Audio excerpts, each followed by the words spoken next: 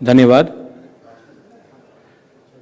सबसे पहले मैं अपने भाई का जयंत चौधरी जी को धन्यवाद कहना चाहता हूं। उन्होंने एक छोटे से राज्य से एक छोटी सी पार्टी को यहां में निमंत्रण करके अपना बड़ा दिल दिखाया है। I think Jayant, thank you very much. आपने ये जो सम्मान दिया है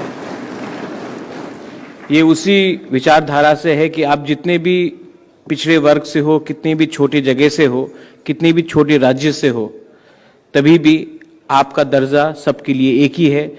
और वही चौधरी जी का एक सपना था और एक सोच था, और आज आपने मुझे यहाँ में निमंत्रण करके आप सबके सामने मुझे एक अवसर दिया है, एक मौका दिया है कुछ कहने के लिए अपने राज्य के बारे, अपने क्षेत्र के बारे, नॉर्थ ईस्ट के बारे।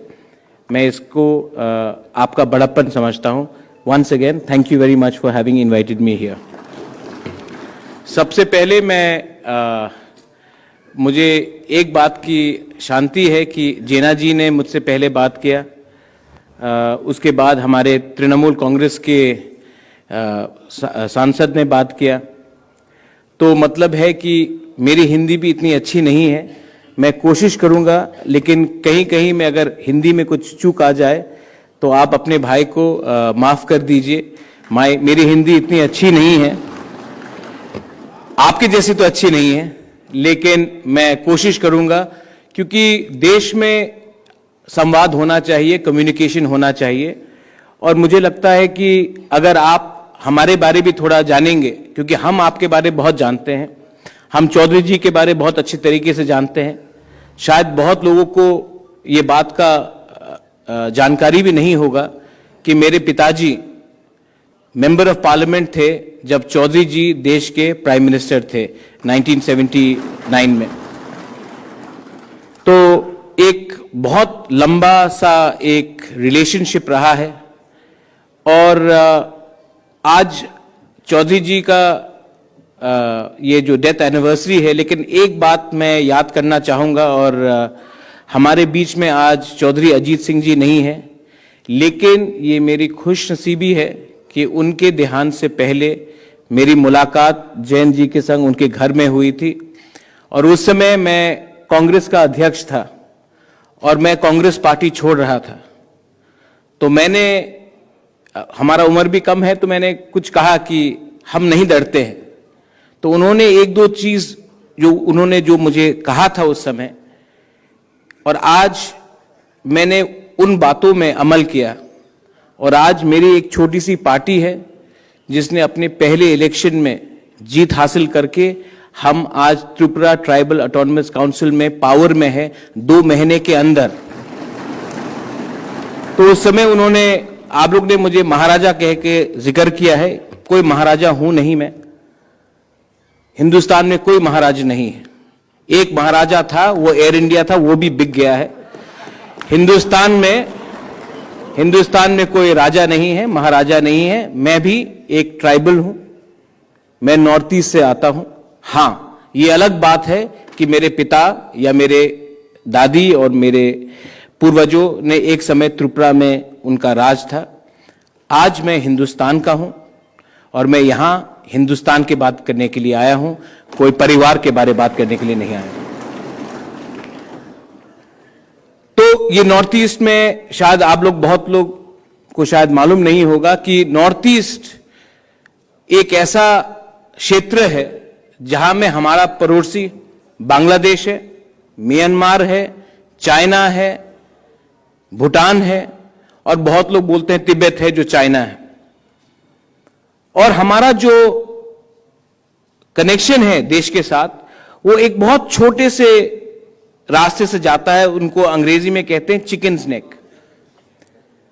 लेकिन अगर आप देखेंगे कि नॉर्थ ईस्ट के बारे, हमारे आम भारतीयों के बारे क्या जानकारी है, बहुत बार जब मैं दिल्ली आता हूं तो सब मेरे नॉर्थ ईस्ट के लोगों को कभी कहते हैं कि आप नेपाल से हो, कोई कहते हैं कि आप चाइना से हो, आप कोरिया से हो।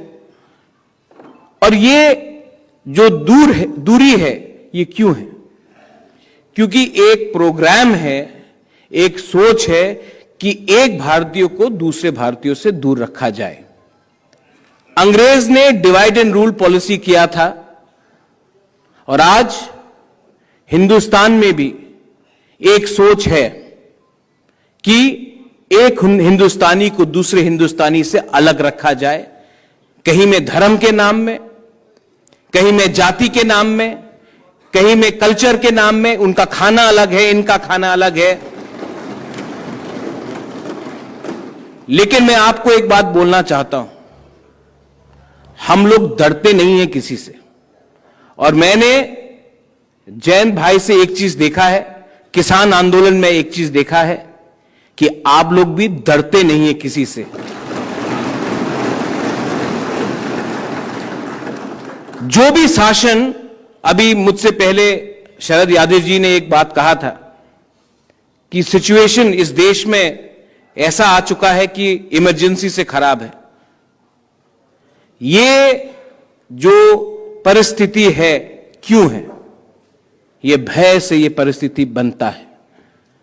अगर हिंदुस्तान में, अगर भारत में हमें डेमोक्रेसी ट्रू फॉर्म में चाहिए तो आपको, आपकी संख्या जितनी भी कम हो कुछ फर्क नहीं पड़ता है, आपको एक रहना पड़ेगा। आपको निडर होकर न्याय के लिए लड़ना पड़ेगा। बहुत लोग कहते हैं कि आपकी संख्या तो बहुत कम है, आप तो नॉर्थ ईस्ट से है, आपकी संख्या बहुत कम है। लेकिन संख्या सोच से बड़ी नहीं होती है। यहां में अगर एक नॉर्थ ईस्ट का एक छोटा सा लीडर यहां आकर चौधरी चरण सिंह के बारे बात कर रहा है तो मतलब है कि चौधरी चरण सिंह का सोच आज भी नॉर्थ ईस्ट में जिंदा है। मैं यहां में, हमारे संग मनोज झा जी हैं। हम पिछले हफ्ते लंदन गए थे, पार्लियामेंट में हमारी बात हुई। ऑक्सफोर्ड, कैम्ब्रिज यूनिवर्सिटी में, ब्रिज इंडिया में आइडियाज ऑफ इंडिया के बारे में बात हुई। यह बात मैंने मनोज झा जी से बात नहीं की थी, मैं अभी बोल रहा हूं। मैं आपको एक उदाहरण देना चाहता हूं कि नॉर्थ ईस्ट के बारे क्या सोचा जाता है। मैं पार्लियामेंट में, हमारा एक भाषण था, जाने से पहले वहां में ब्रिटिश के एमपीज थे, हिंदुस्तान के बहुत एमपीज थे, डिग्नेटरीज थे। मैं अपना बात रखने जाने वाला था तो एक हाई कमीशन का एक ऑफिशियल आकर मुझे कहता है, प्रद्योत, हिंदुस्तान के खिलाफ कुछ मत कहना। तो मैंने कहा, भाई साहब क्यों? आप इतने लोग हैं यहां में, इस कमरे में, आपने मेरे पास आकर ही क्यों कहा कि हिंदुस्तान के खिलाफ कुछ मत कहो? तो वो चुप रहा। तो मैंने उनको बोला, आप जानते हैं कि मेरे दादी ने ही इंस्ट्रूमेंट ऑफ एक्सेशन में साइन कर कर हम हिंदुस्तान का एक अंग बने। आप मुझे ही क्यों टारगेट कर रहे हो? इस कमरे में तो बहुत लोग हैं। यह सोच है कि नॉर्थ ईस्ट का एक जनजाति ये सिर्फ वायलेंस से अपना बात रख सकता है, वो देश को मानता नहीं है। ये एक सोच है कि नॉर्थ ईस्ट का एक अनुसूचित जनजाति वायलेंस से ही अपना बात रखता है और देशद्रोही है। इस सोच को तोड़ने के लिए हमने बहुत संघर्ष किया है और आज मैं यहां में आपको बोल सकता हूं कि हमारे ही राज्य से बहुत बड़े लीडर्स हैं जिन्होंने कहा था, अरे जाट का तो कोई सोच नहीं है, वो तो उनका दिमाग नहीं है, हमारे पास दिमाग है। ये सोच आज भी जिंदा है और इस सोच को तोड़ने के लिए एक जंगल में बैठा हुआ जनजाति भी आपके साथ तैयार है। आप संघर्ष करो। आज हमारा भाषा खतरे में है। मैं हिंदी नहीं बोल सकता हूं, मेरी हिंदी इतनी अच्छी नहीं है,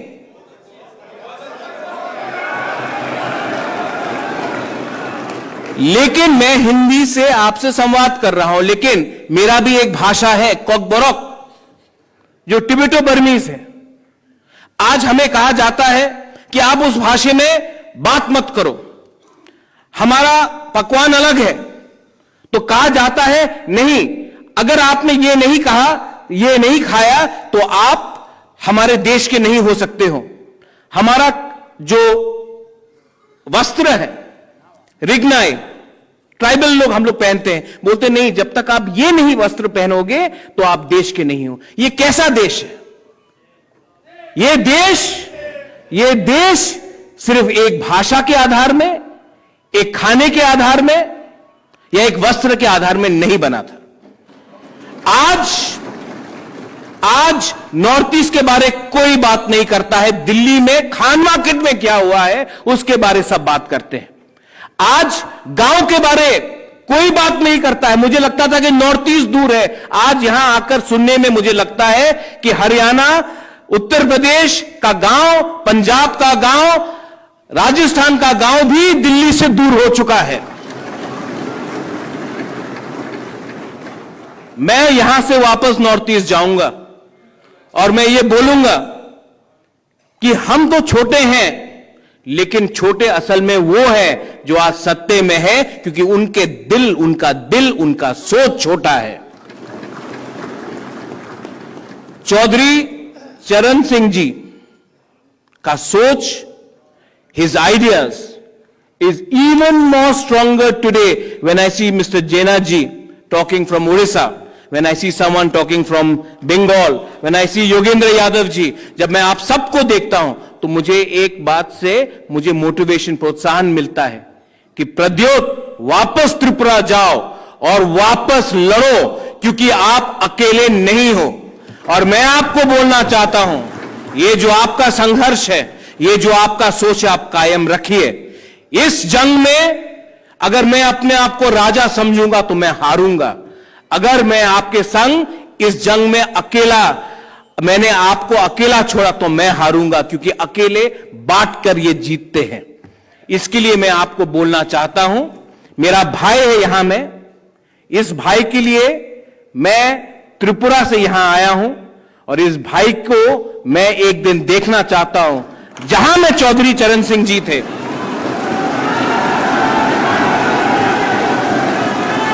आज मैं आपको बोलना चाहता हूं कि किसान का बेटा इस देश का प्रधानमंत्री क्यों नहीं बन सकता?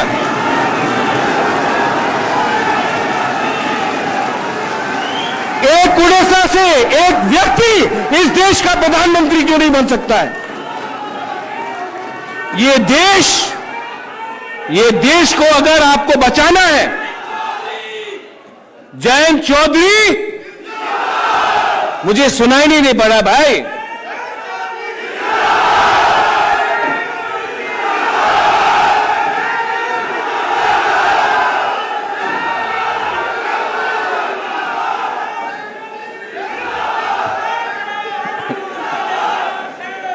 अब जैन भाई, मैं जाट बन चुका हूं।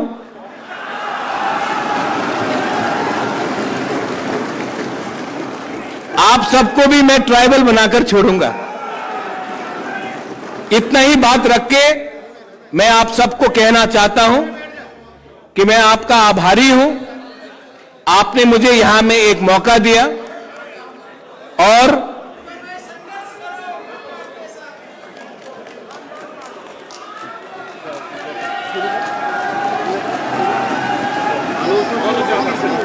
थोड़ी सी पिक्चर है, हरी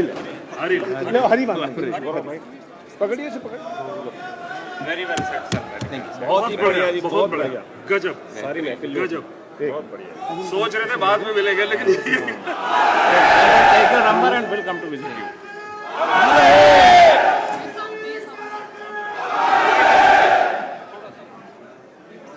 हाँ चल बस, बहुत बढ़िया, बहुत बढ़िया, very well set sir and will come to see you.